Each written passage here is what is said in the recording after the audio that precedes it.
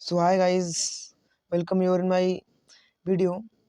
इस वीडियो में हम देखने वाले हैं क्लास 10th सीबीएसई के एक simple paper which is going to be very very helpful for your preparation. और आप इससे you can determine your preparation now and also जज, and if you got any problem in this simple paper then you can solve it. Okay, तो guys आप इस video को अंत तक देखिएगा और ये आपके लिए बहुत हेल्पफुल होने वाला है। तो अपने फर्स्ट क्वेश्चन से स्टार्ट करते हैं। और वीडियो को अगर आपको अच्छी लगी तो वीडियो को लाइक भी करिएगा और चैनल को जरूर सब्सक्राइब करिएगा। हमारा फर्स्ट क्वेश्चन है सेक्शन नंबर ए का, find the sum of first 30 terms of AP -13, -24 and -18। तो हमें फर्स्ट 30 टर्म्स का एपी का सम फाइंड आउट करना है। तो you know that what is the formula of sum of in AP. Here is given A D and N. तो if we recognise this AP तो what will we get here, A is 30 and D is 6 and N is 30। तो ए यहाँ पे हमारा 30 है और D 6 है और एन 30 है। तो हमें फर्स्ट 30 टर्म्स का, इस मीन्स एन इजकल टू 30 है तो 30 टर्म्स का हमें सम निकालना है। तो उसके लिए हम क्या करेंगे कि एस इजकल टू कौन सा फार्मूला होता है हमारा, if you want to find the total sum of N AP, तो A plus N minus one into D. ये तो होता है A plus N minus to L N का, L N is equal to A plus N minus one into D. But here we have to find sum. तो S N is equals to N by two bracket में 2a plus N minus one into D. तो we shall use this formula here and put the values. Okay, तो n is equals to 30 and by 2, 2a, it means a is equals to 30 minus 30, तो 2a is equals to minus 60। Okay, तो minus 60 plus n minus 1 into d। तो n is 30 here, तो 30 minus 1 is equal, which is 29। तो we kept here 29 into d। d is d हमारा यहाँ पे है 6, तो वी पुट हियर 6। तो अगर इसको हम सॉल्व करें तो ये 15 बार में चला जाएगा और -60 प्लस 29 इंटू 6, अगर इसको सॉल्व करते हैं तो 710 आएगा। नेक्स्ट क्वेश्चन है, नेक्स्ट पार्ट है इसी क्वेश्चन का, that is if in AP S n is equal to n bracket में 4n + 1 then find the AP. Now we have to find the AP here and here is given the sum of that n numbers of an AP.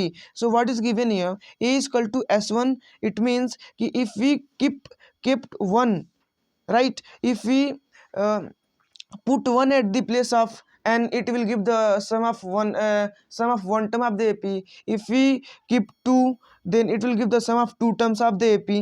So now if we take s1, now if we take n is equal to n, then what will we get, we get n means 1 plus 4 into 1 plus 1। तो that is the same which I said, that written here 1 bracket में 4 into 1 plus 1 which is 5। it means कि sum of first term is 5। so a plus bracket में a plus d is equal to s2, right। we have know that if we add a plus d it will give you second term। इसका मतलब क्या हुआ कि अगर हम first term AP के में अगर डी जोड़ दें तो हमें सेकेंड टर्म वो दे देगा। तो वही बात हम यहाँ पे कर रहे हैं, a plus d is equal to s2।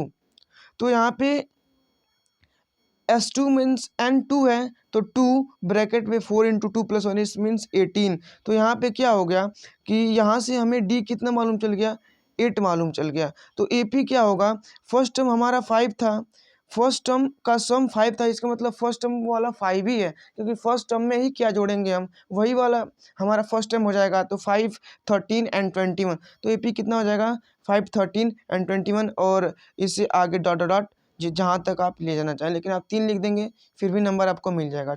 Okay, next question है कि a solid metallic sphere of radius 10.5 centimetre is melted and recast into a number of smaller cones, each of radius 3.5 centimetre and height 3 centimetre. Find the number of cones so formed. तो यहाँ पे क्या है कि एक solid metallic sphere है जिसका radius 10.5 centimetre है। इसको हमने चेंज किया है एक कोन में जिसका रेडियस है 3.5 सेंटीमीटर एंड हाइट है 3 सेंटीमीटर।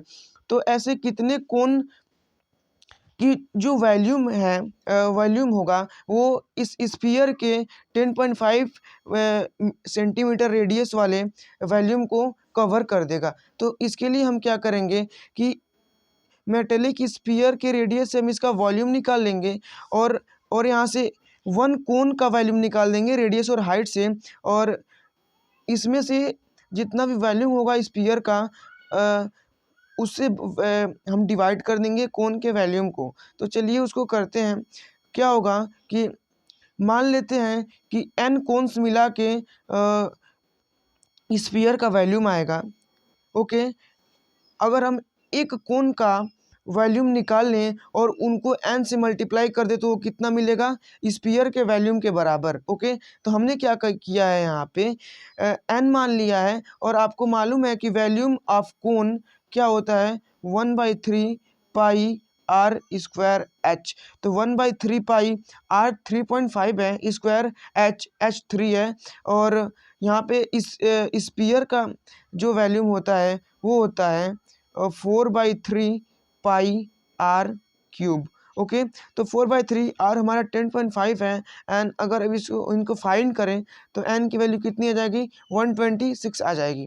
नेक्स्ट क्वेश्चन है find the value of m for is the quadratic equation m minus 1x square plus 2 bracket में m minus 1x plus 1 is equal to 0 has two real and equal roots. अब हमें यहाँ पे real and equal roots की जो condition है वो मालूम है। रियल एंड इक्वल रूट्स की कंडीशन क्या होती है, जब d की वैल्यू 0 हो जाती है। और d का फार्मूला क्या होता है, d का फार्मूला होता है d is equals to b square minus 4ac। Okay, d is equals to b square minus 4ac होता है। तो हमें यहाँ पे क्या क्या मालूम है, हमें यहाँ पे a मालूम है, a कितना है हमारा m-1 है, coefficient of x square. Okay, a हमारा m-1 है, b हमारा कितना है 2 ब्रैकेट में m-1, c कितना है, c हमारा है 1। तो अब हम सबसे पहले यहाँ पे d की वैल्यू निकाल लेते हैं और कौन से फार्मूला में बी स्क्वायर माइनस 4ac से। ओके, तो ये कितना आ जाएगा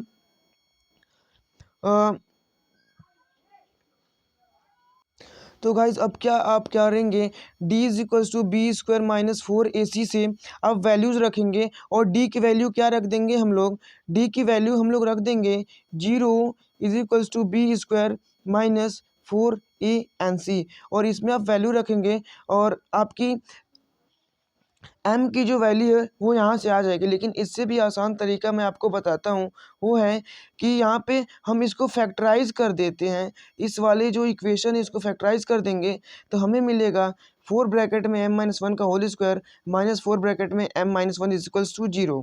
तो यहाँ पे m की दो वैल्यूज़ आएंगी, एक तो ये वाला देगा और एक ये वाला देगा। तो हम क्या करेंगे कि यहाँ से जो 4m-1 का whole square is equal to 0 रखेंगे और सेकंड वाले में क्या करेंगे कि 4 ब्रैकेट m-1 इक्वल टू 0 रखेंगे। तो हमें m की दो वैल्यूज़ मिलेंगी जो है m इक्वल टू 1 और m इक्वल टू 2। तो m की वैल्यू 1 और 2 आ जाएगी। तो क्या होगा कि m की वैल्यू 1 नहीं हो सकती है क्योंकि यहाँ पे 0 नहीं देगा ये। ओके, अगर हम m की वैल्यू 2 रखें तो ये 0 दे देगा। इसका मतलब क्या हुआ कि m की वैल्यू 2 हो जाएगी। आपको पेपर में m equal to minus m equal to not 1 and m equal to 2 लिखना है। और इसी में और करके एक क्वेश्चन है क्वेश्चन नंबर 3 में कि solve the following quadratic equation for x। अब हमें इस क्वाड्रेटिक इक्वेशन को सॉल्व करनी है और x की वैल्यू निकालनी है। तो इसको चलिए सॉल्व करते हैं। क्या दिया है यहाँ पे √3x square plus 10x plus 7√3। यहाँ पे इसको अगर हम फैक्टराइज करेंगे तो 10 को हम यहाँ पे तोड़ेंगे तो 7x प्लस 3x में ये टूट जाएगा, और अगर 7x प्लस 3x में टूट जाता है तो यहाँ से हम पेयर बना लेंगे इन दोनों का, और उसके बाद what will we do, after pairing we shall keep values for this, right. After making the pair we shall get two values which are root 3 x plus 7 and x plus root 3 is equals to 0. It means कि यहाँ पे root 3 x plus 7 की value भी zero होगी और x plus root 3 की value भी zero होगी. तो we shall put the value of 3 root 3 x plus 7 is equal to 0, plus 7 is equals to 0, and also we shall put x plus root 3 is equal to 0. अब हमें यहाँ से x की दो वैल्यूज मिलेंगी और वो होंगी कौन सी, एक तो ये वाले दे देगा और एक ये वाला वैल्यू देगा हमें. ओके, तो यहाँ से अगर हम वैल्यू निकालें तो फर्स्ट वाले का अगर हम निकालते हैं तो चलिए इसको पहले रफ कर लेते हैं. फर्स्ट वैल्यू का अगर हम निकालें तो क्या होगा कि root 3 x plus 7 is equals to 0. तो root 3 x is equals to -7, तो x is equal to -7 by root 3 हो जाएगा. तो x की एक वैल्यू कितनी आ जाएगी, x की एक वैल्यू आ जाएगी -7 बाई रूट 3. ओके, और अगर एक और वैल्यू है हमारे पास x प्लस रूट 3, तो अगर x plus root 3 is equal to 0 रखें तो x is equal to minus root 3 हो जाएगा. तो यहाँ पे x की दो वैल्यूज आएंगी, वो क्या होंगी, -7 बाई 3 रूट 3 एंड -3. अब यहाँ पे हमारा x की एक वैल्यू -7 बाई रूट 3 आया था और एक वैल्यू आई थी हमारी -रूट 3. तो ये जो x इज इक्वल टू एक वैल्यू -7 बाई रूट 3 आई है, इसको हम लोग रेशनलाइजेशन करेंगे तो ये इस वाले वैल्यू में चेंज हो जाएगी. ओके, तो चलिए इसको रेशनलाइजेशन करके मैं दिखा देता हूँ. यहाँ पे इंटू रूट 3 और यहाँ पे इंटू रूट 3, तो ये कितना होगा, -7 root 3 by root 3 into root 3 3 हो जाएगा. इसका मतलब -7 रूट 3 बाई 3 हो जाएगा. ओके, नेक्स्ट क्वेश्चन है कि find the mode of the following frequency distribution. Following frequency distribution का हमें मोड निकालना है. तो मोड निकालने के लिए हम क्या करेंगे कि सबसे पहले देखेंगे कि किसका फ्रीक्वेंसी सबसे ज़्यादा है. तो इधर हमें फ्रीक्वेंसी सबसे ज़्यादा दिख रहा है ये 17 वाले का, और हम लोग का क्लास जो है वो 40 से 50 है. तो मोड निकालने के लिए जो फार्मूला होता है वो होता है कि L plus H into FM minus F1 by 2FM minus F1 minus F2. Okay, ये फार्मूला होता है हमारे मोड निकालने का. तो इस फार्मूले में हम क्या करेंगे कि हमारा ये जो 17 आया है, ये 17 हमारा क्या हो जाएगा, ये 17 हमारा FM हो जाएगा. तो हम यहाँ पे वैल्यूज़ लिख लेते हैं. FM is equal to 17. Okay, और यहाँ पे जो H है, ये H हमें ये दिखाता है कि यहाँ पे ये जो दो क्लास हैं इनके बीच का डिफरेंस क्या है. तो इनके बीच का डिफरेंस क्या है, वो है 10. ओके, और यहाँ पे F1 क्या होगा, 17 के पहले वाला. It means FN is equal to 12 हो जाएगा, और F2 क्या हो जाएगा, 17 के बाद वाला, जो कि क्या है, वो है 40, सॉरी 4 है, ये 4 है. ओके, अब इन सारी वैल्यूज़ को हम इसमें पुट करेंगे और आंसर को निकालेंगे. तो आंसर निकालेंगे तो आंसर हमारा कितना आ जाएगा, 42.7 आ जाएगा. ओके, नेक्स्ट क्वेश्चन है कि the product of Rehan's age in 5 years ago and his age 7 years from now is 1 more than twice his present age. Find the present age. Okay, तो what is given here, here is given कि product of Rehan's age 5 years ago and his age 7 years from now is 1 more twice then his present age. It means अगर यहाँ रेहन की as present as x है तो उसके 5 साल पहले की एज और उसके 7 साल बाद की एज की जो प्रोडक्ट होगा वो उसके प्रेजेंट एज के 2 गुने से 1 अधिक होगा. तो यहाँ पे हम इक्वेशन बनाएंगे x-5 और x plus 7 equal to 2 x plus 1, x equal to 36 आएगा और x की वैल्यू 6 आ जाएगी. तो उसकी प्रेजेंट एज कितनी होगी, वो होगी 6 years. ओके, नेक्स्ट क्वेश्चन पे चलते हैं और नेक्स्ट क्वेश्चन है कि two concentric circles of radii 4 centimeter 3 centimeter. Find the length of the chord of the larger circle which touches the smaller circle. Okay तो यहाँ पे हमें क्या करना है, फिगर बनाने के लिए टू कॉन्सेंट्रिक सर्कल बनाएंगे।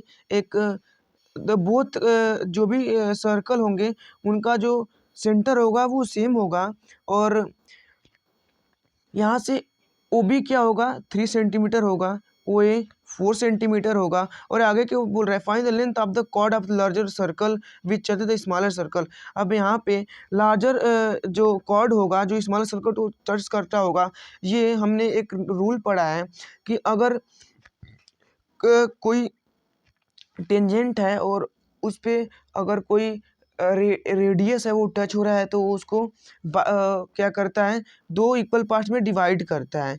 तो यहाँ पे क्या होगा कि सी बी ए बी के बराबर होगा and O B perpendicular to A C होगा।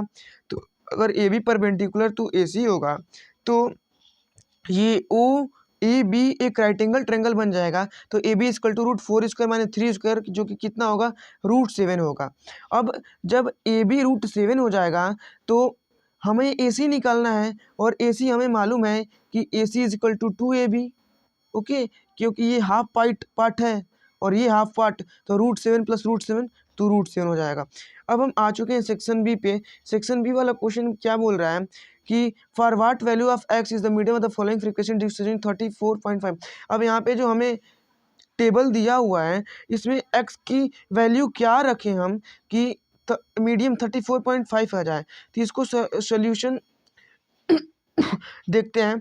क्लास हमारे पास ये दी हुई है, फ्रीक्वेंसी हमारे पास मालूम है, और हम क्या निकालते हैं क्यूमुलेटिव फ्रीक्वेंसी निकालते हैं 3 + 5 8 8 + 11 ऐसे करके यहाँ तक नीचे तक आएंगे, और यहाँ पे इस एक्स वाले के साथ एक्स को जोड़ते जाएंगे जैसे इन सबों को जोड़ा है हमने। ओके इसके बाद क्या होगा कि मीडियम का फार्मूला लगाएंगे हम। मीडियम का फार्मूला क्या होता है कि m is equals to L + H into n/2 minus CF/F। Okay ये फार्मूला होता है हमारे मीडियम का। तो हमें मीडियम कितना दिया हुआ है, अपना मीडियम दिया हुआ है हमारा 34.5, जो कि यहाँ पे वैल्यू रख दी हमें। अब हमें L निकालना है। L हमारा 30 है, प्लस यहाँ पे 34 + x/2 माइनस 19, CF हमारा -19 है। ओके अगर इसको हम सॉल्व करते हैं यहाँ पे तो x की वैल्यू 13 आ जाएगी। ओके नेक्स्ट क्वेश्चन पे चलते हैं। नेक्स्ट क्वेश्चन को देखते हैं कि draw a circle of radius 3 centimetre to take point P. वो गाइज ये क्वेश्चन आप अपने मन से भी कर सकते हैं, आपको कंस्ट्रक्शन करना है। तो हम नेक्स्ट क्वेश्चन पे चलते हैं। नेक्स्ट क्वेश्चन है कि the angle of elevation of the top of building from the foot of the tower is 30 degree and the angle of elevation of the top of the tower from the foot of the building is 60 degree and if the tower is 50 metre high then find the height of the building. अब यहाँ पे क्या दिया हुआ है, मैं आपको यहाँ पे मेन रीज़न इसका बताता हूँ और केज क्या है इसका कि the angle of elevation of A building. यहाँ पे एक बिल्डिंग है और एक टावर है, ठीक है, दोनों एक ही बेस पे हैं, दोनों हमारे एक ही बेस पे हैं। तो क्या होता है इसमें, the angle of elevation of the top of A building, angle के बिल्डिंग के टॉप से and foot of the tower is 30 degree. अब यहाँ पे बिल्डिंग के टॉप से और इसके टावर के फुट तक का जो एंगल ऑफ एलिवेशन है वो क्या है, वो हमारा 30 डिग्री है, वो है 30 डिग्री। ओके उसके बाद क्या बोल रहा है, उसके बाद बोल रहा है कि the angle of elevation of the top of the tower. अब यहाँ पे टावर से लेकर के फुट ऑफ द बिल्डिंग का एलिवेशन 60 डिग्री है। तो यहाँ से लेकर यहाँ तक का एलिवेशन कितना है 60 डिग्री है। ओके ये कितना है हमारा, ये है 60 डिग्री। अब यहाँ पे हम यहाँ पे मार्किंग कर देंगे, और यहाँ पे सबसे मेन था कि आप फिगर कैसे बनाते हैं गाइस। तो हमने फिगर आपको बना के दिखा दिया है, और मैं अब आपको सोल्यूशन दिखा देता हूँ। सोल्यूशन क्या है कि हम सबसे पहले फिगर को ड्रा करेंगे, और फिगर ड्रा करने के बाद हमने यही फिगर आपको ऊपर बताया था, और टावर 50 मीटर हाई है। तो हम अब क्या करेंगे कि इस वाले ट्रायंगल में, ट्रायंगल ABX में हम क्या करेंगे, tan 30 की वैल्यू रखेंगे। ओके tan 30 की वैल्यू कितनी हो जाएगी, AB/AX, क्योंकि हमको मालूम है कि tan is equal to perpendicular by base. तो परपेंडिकुलर कितना है, ए बी है, बेस ए एक्स है, तो क्या हो जाएगा A B by A X. और अगर हम इस वाले ट्रायंगल की बात करें ए वाई एक्स में tan 60 की वैल्यू अगर रखें तो perpendicular by base Y X by A X, Y X by A X. अब यहाँ पे वाई एक्स की वैल्यू कितनी है 50 है और ए एक्स तो ए एक्स ही रहेगा। और यहाँ पे अगर tan 30 वाले में tan 30 इजक्वल टू 1/√3 रखें तो ए बी की वैल्यू क्या हमें मिल जाएगी, ए बी की value A B is equal to 1/√3 X मिल जाएगी और ए एक्स इजक्वल टू 50/√3 हो जाएगा। ओके, तो अगर ए बी की वैल्यू हम यहाँ पे निकालना चाहें तो ए बी यहाँ से हमने देखा है कि ए बी कैसे आएगा 1/√3 इंटू 50/√3 जो कि कितना होगा 50/3 सेंटीमीटर होगा। अब यहाँ पे एक और करके क्वेश्चन है जो कि है कि from a point of on a bridge across the river the angle of depression of the banks on the opposite side of the river are 30 degree and 45 degree respectively and if the bridges is at height of 3 metre from the bank find the width of the river. यहाँ पे क्या है कि एक bridge है यहाँ पे और ये रिवर है, तो ये ब्रिज यहाँ पे रिवर से 3 सेंटीमीटर ऊंचा है, 3 सेंटीमीटर ऊंचा है। ओके, और यहाँ पे इधर से एक एंगल बना रहा है और इधर से भी एक एंगल बना रहा है। ओके, एक यहाँ पे भी आप किधर से भी 35 और 45 ले सकते हैं। ओके, तो अब हम क्या करेंगे कि ये हमारा ब्रिज है, ये इधर की डिस्टेंस निकाल लेंगे क्योंकि हमें ये वाला जो वैल्यू है, ये वाली वैल्यू 3 सेंटीमीटर पता है हमें, तो 3 सेंटीमीटर पता है तो tan 30 से इसकी वैल्यू निकाल लेंगे और tan 45 से इसकी वैल्यू निकाल लेंगे और इसकी वाली वैल्यू इसकी वाली वैल्यू और इसकी वाली वैल्यू जोड़ देंगे तो विड्थ ऑफ द रिवर पता चलेगा क्योंकि रिवर का जो विड्थ है वो यहाँ से लेकर के यहाँ तक है। ओके, तो देखते हैं क्वेश्चन को। यहाँ पे पी पॉइंट मान लें, हमारा क्या है पी पॉइंट, हम लोग का पी पॉइंट है ब्रिज का पॉइंट और डी पॉइंट क्या है depth of the river. Okay, यहाँ तक रिवर है और रिवर यहाँ से स्टार्ट हुई और यहाँ तक ख़त्म हुई। तो क्या होगा यहाँ पे इन ट्रायंगल, अगर यहाँ पे ट्रायंगल ए पी डी देखें तो यहाँ पे इसकी वैल्यू कितनी आ जाएगी, ए डी की वैल्यू कितनी आ जाएगी, ए डी की वैल्यू आ जाएगी 3√3 मीटर। अब यहाँ पे ए डी की वैल्यू 3√3 मीटर हो जाएगी और यहाँ से पी डी की वैल्यू देखें तो 45 डिग्री है, तो ये 3 ही हो जाएगा। अब इसको जोड़ देंगे तो विड्थ ऑफ द रिवर मालूम चल जाएगी। विड्थ ऑफ द रिवर कितनी है, ए बी है, तो A B sorry A B है तो ए बी को क्या लिख सकते हैं A D plus D B. तो ए डी हमें मालूम है और डी बी मालूम है, जोड़ देंगे तो 3 ब्रैकेट में √3 + 1 हो जाएगा। ओके, नेक्स्ट क्वेश्चन पे चलते हैं। नेक्स्ट क्वेश्चन है कि find the daily expenditure of launch by 30 employees of A company. अब यहाँ पे हम लोग को क्या करना है कि मीन फाइंड आउट करना है। या what we have to find out here, we have to find out mean, it mean daily expenditure of lunch 30 expenditure company. यहाँ पे क्वेश्चन में दिया भी होगा कि find the mean of daily expenditure of the employ. यहाँ पे table दिया हुआ है और डेली एक्सपेंडिचर रुपये में दिया हुआ है और number of employees also given. तो what you have to find mean here. अब हमें मालूम है कि मीन कैसे फाइंड करते हैं, sigma F I x I by sigma F I. Okay, तो हम सिग्मा एफ आई निकालेंगे, फिर एक्स आई निकालेंगे, फिर सिग्मा एफ आई निकालेंगे। अब यहाँ पे आप बोलेंगे कि यहाँ पे तो हमें एक्स आई मालूम ही नहीं है, ये तो मालूम है कि ये एफ आई है। ओके, वो वाला क्या है एफ आई है। तो हम यहाँ पे एक्स आई की फार्मूला जो होता है, एक्स आई मतलब क्या होता है कि यहाँ पे जो मिड वैल्यू है और प्लस अपर वैल्यू है, lowest value plus upper value by 2 कर देते हैं तो हमें एक्स आई निकल जाता है। तो यहीं से 1 2 3 4 5 पाँचों का एक्स आई हम निकालेंगे। तो यहाँ पे हम टेबल में बना लेते हैं, यहाँ पे एक्स आई निकालते हैं सबका। एक्स आई इसका कितना होगा 110 होगा, इसका 130 होगा, इसका 150 होगा, इसका 170 होगा और इसका 190 होगा। ओके, अब यहाँ पे क्या होगा कि सबकी जो हम एक्स आई निकाल लिए हैं तो सबको हम क्या करेंगे ऐड करेंगे। ओके, तो ये एफ आई है हम लोग का और हमें मालूम है कि हमें sigma F I x I by sigma F लगाना है। तो सिग्मा एफ आई में एक्स आई मल्टीप्लाई कर देंगे बाई सिग्मा एफ आई कर देंगे, तो वही हम यहाँ पे करते हैं। और ये क्या होगा कि 148 हमें मिल जाएगा। गाइज यहाँ पे फार्मूला थोड़ा अलग दिया हुआ है, लेकिन मैंने फार्मूला जो आपको बताया है उससे भी आप कर लेंगे तो आपका 148 भी आएगा। ओके, तो गाइज ये थे इम्पॉर्टेंट क्वेश्चंस जो कि सिंपल पेपर में हर बार पूछे जाते हैं, और सिंपल पेपर से मैंने इस क्वेश्चन को उठाए थे, और इस बार भी there is many more probability to come this questions in your exam. तो मेक श्योर कि आप इस क्वेश्चंस को कर लें and write this questions in your notebook. And अगर आपको ये वीडियो अच्छी लगी हो तो do like the video and do subscribe the channel. Okay, और अगर वीडियो अगर आपको और भी अच्छी लगी हो तो अपने चैनल को अपने दोस्तों के पास भी शेयर कर दें। ओके, तो तब तक के लिए थैंक यू एंड मिलते हैं नेक्स्ट वीडियो में।